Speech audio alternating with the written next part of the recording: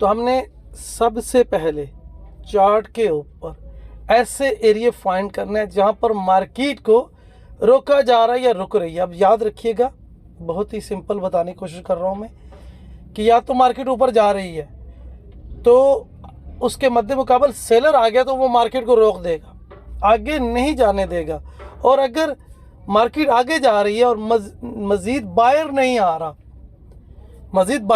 तो मार्केट रुक जाएगी। इन दो सूरतों में बायर निकलेगा, बायर नहीं आएगा, मार्केट साइडवेज हो जाएगी, रेंज में जाएगी।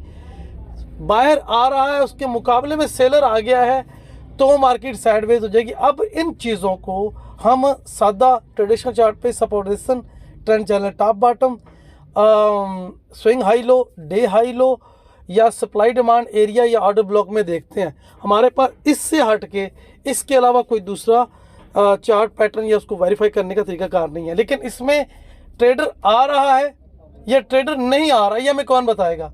ये सिर्फ और सिर्फ वॉल्यूम बता सकता है।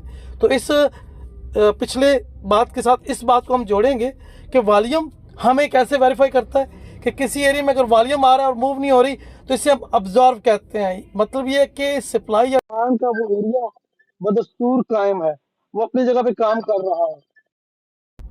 जी देखें, बीच में किसी की कॉल आ रही थी मुझे, जैसी मुझे कॉल आई तो इधर से आवाज़ जो है स्टूडेंट्स तक जाना बंद हो गई। देखें, आपको आवाज़ नहीं आ रही, आप अपना नेटवर्क चेक करें। एक दूसरी चीज़ क्या है कि मुझे कॉल करने की ज़रूरत नहीं, आप मुझे कॉल करोगे तो पूरी टीम या रिकॉर्डिंग में आवाज़ आना बंद हो जाएगी। थोड़ी सी केयर करें। मैं आपको स्टेप बाय स्टेप चीज़ें दे रहा हूँ, इंशाल्लाह आप सबको पूरा मैसेज, पूरी रिकॉर्डिंग, पूरी चीज़ें मिलेंगी। उसी एरिया की ब्रेकआउट और टेस्ट और कंटिन्यूशन पे हमने ट्रेड करनी है, उसी के टेस्ट और पुल बैक पे हमने ट्रेड करनी है।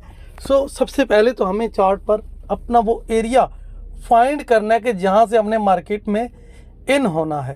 तो उसके लिए मैंने आपसे अर्ज़ की कि सबसे पहले आपने रेंज फाइंड करनी है। रेंज फाइंड कर ली और रेंज बनने की रीज़न्स को हम मालूम करेंगे। कुछ रेंज विद वॉल्यूम बनेंगी और उसमें टोटल वॉल्यूम ही ऑब्जर्व होगा। तो ऐसी एरिया में हमें पता चल जाता है कि ये सप्लाई या डिमांड का सबसे स्ट्रॉन्ग एरिया बना जा रहा है। और इसके बाद ज़ाहिर सी बात है, एक तरफ के ट्रेडर अपना प्रॉफिट बुक करेंगे या दूसरी तरफ के ट्रेडर अपने ऑर्डर्स को ज़रा ज़्यादा स्ट्रॉन्ग तरीके से फेल करेंगे तो मार्केट एक मूव लेगी। अब इसको पकड़ने के लिए मैंने आपसे पीछे भी एक लाइन में कहा कि आपको वॉल्यूम इंडिकेटर इस्तेमाल करना है। वॉल्यूम बढ़ रहा है, मूव नहीं बढ़ रही, ऑब्जर्व हो रहा है। वॉल्यूम कम हो रहा है, मूव हो रही है, एग्जॉर्शन है।